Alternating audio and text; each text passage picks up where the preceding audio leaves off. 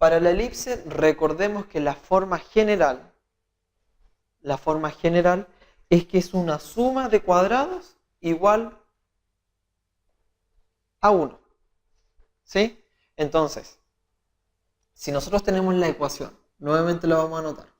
A por x más 3 partido en 2a al cuadrado menos 2 por y más 1 medio al cuadrado igual a 9 menos 2a partido en 4a.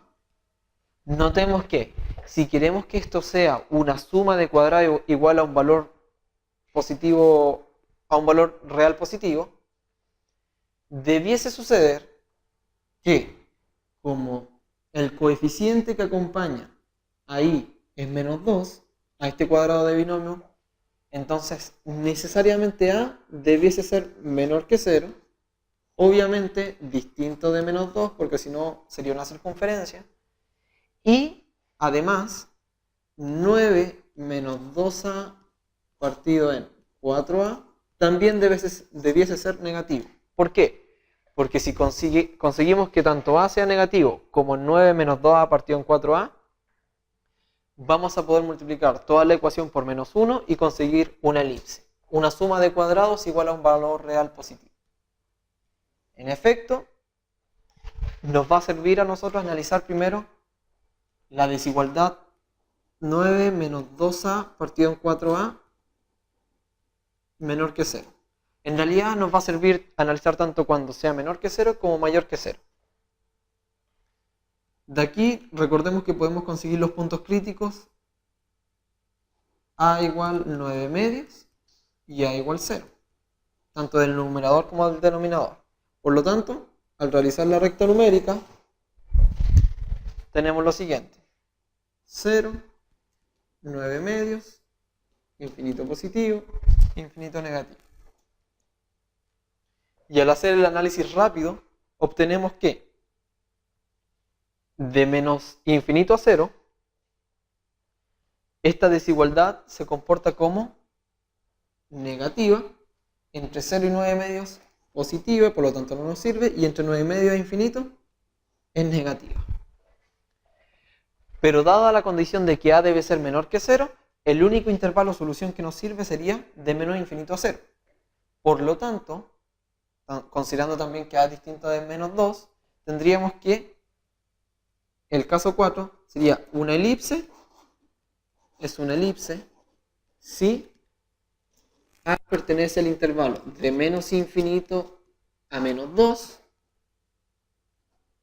abierto, unido de menos 2 a 0. Ahora, esta separación de intervalos que aparece nos permite identificar los tipos de elipse. Recordemos que existen dos tipos de elipse, una con eje mayor paralelo al eje X o una elipse con eje mayor paralelo al eje Y. Para el caso de A perteneciente de menos infinito a menos 2, ya sabemos que va a representar una elipse. Pero notemos que cuando el coeficiente que acompaña, en la forma en como estaba dada, lo vamos a anotar de nuevo. A por x más 3 partido en 2a al cuadrado menos 2y más 1 medio al cuadrado igual 9 menos 2a partido en 4a. Si nosotros queremos identificar cuál de los dos ejes va a mandar, porque ya sabemos que en este intervalo va a representar una elipse, simplemente hay que percatarse de determinar cuál de los dos coeficientes, tanto a o menos 2, es el mayor. O, si es el mayor, nos va a identificar, nos va a informar acerca de que la otra variable, el que tiene el coeficiente menor, es quien manda. Esa es la condición, porque vamos a tener que dividir por sus coeficientes y finalmente va a quedar una división entre comillas cruzada de los coeficientes con las variables.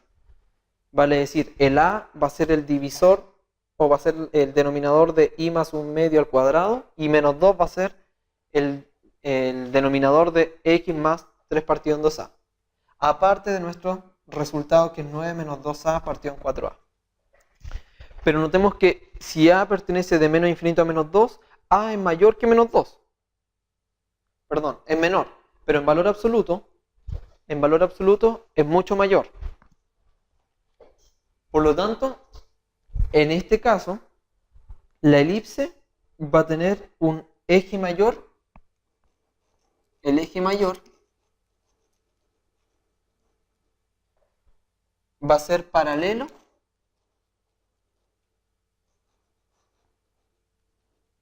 al eje y.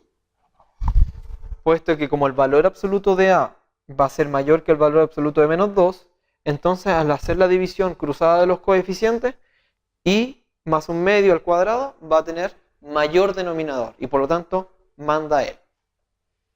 Al contrario, cuando a está en el intervalo de menos 2 a 0, ocurre lo contrario, o sea, que el eje mayor es paralelo al eje X.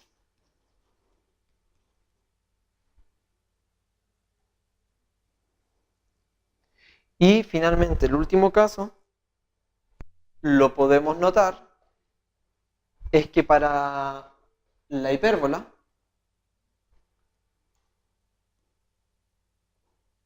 caso 5, la hipérbola,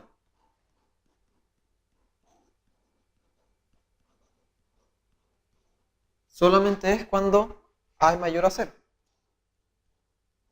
Porque de todos los casos restantes, recordemos, habíamos analizado los a menores a 0 considerando el menos 2, considerando el 0, pero nos faltaba simplemente a mayor a 0, con a distinto de 9/2. ¿Por qué? Porque si a fuera 9/2 representarían dos rectas.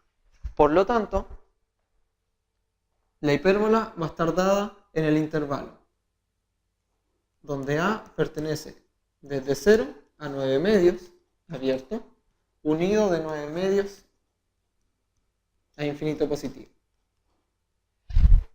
Recordemos que recién habíamos desarrollado una desigualdad para 9 menos 2a partido en 4a, donde conseguimos lo siguiente.